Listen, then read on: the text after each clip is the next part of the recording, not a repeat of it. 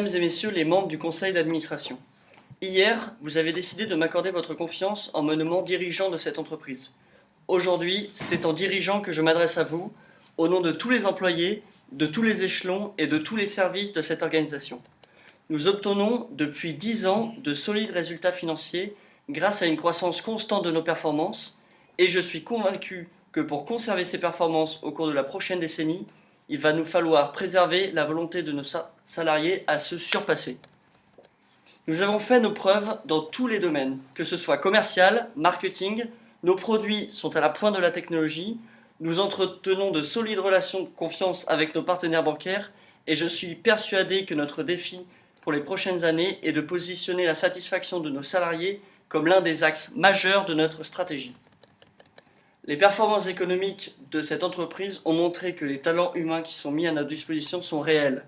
Les hommes et les femmes que nous employons sont le carburant qui met en action le moteur de notre société et qui rend ses objectifs atteignables. Ces hommes et ces femmes sont tout sauf une charge salariale. Ils sont une ressource, ils sont un capital et il est de mon devoir de veiller à leur bien-être et donc à leur efficience.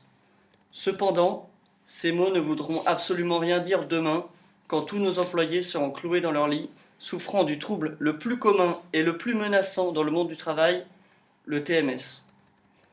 Bien sûr, cette maladie, tout comme la dépression ou le burn-out, ne présente aucun symptôme externe choquant, ni n'est hautement contagieuse, ou encore d'une létalité foudroyante.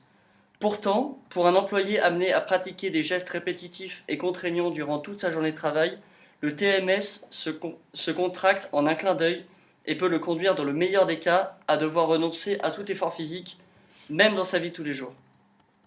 Je pense que vous, mesdames et messieurs les membres du conseil d'administration, êtes largement en mesure d'apprécier l'impact des TMS sur la productivité de cette entreprise.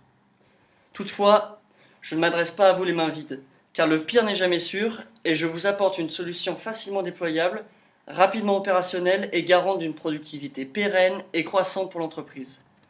En effet, il existe de nos jours des équipements industriels ergonomiques parfaitement étudiés pour lutter contre ce problème qui concerne tous nos employés.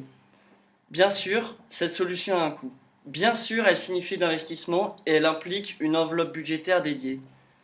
Mais quel est ce coût comparé à la perte de nos employés les plus qualifiés, dont la formation et l'expertise représentent des années de pratique et donc un investissement tout simplement non comparable?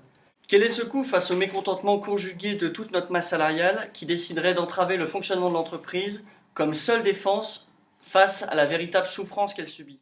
Quel est ce coût face à la délocalisation même partielle de nos activités qui viendrait mettre en péril les valeurs d'excellence opérationnelle et de respect du savoir-faire et des hommes si chers à notre propre culture d'entreprise? L'enveloppe dont je vous ai parlé aujourd'hui est de l'ordre de 200 000 euros.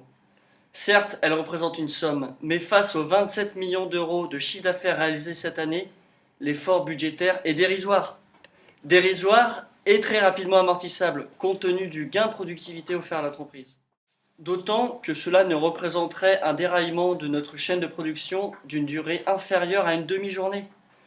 Et vous connaissez tous le prix exigé par nos clients, oserais-je citer Renault, lorsque l'approvisionnement d'une de leurs usines de production n'est pas respecté, soit approximativement 1 000 € la minute. C'est pourquoi, aujourd'hui, face à vous, mesdames et messieurs les membres du conseil d'administration, je me fais le porte-parole de la totalité de nos travailleurs. Et je vous prie de prendre en considération la condition critique qui pèse sur leurs épaules.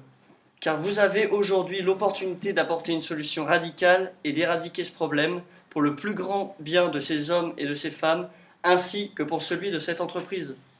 Au nom de tous, je vous remercie par avance de votre aimable compréhension et vous renouvelle ma pressante préoccupation quant au sujet que je porte à votre attention aujourd'hui.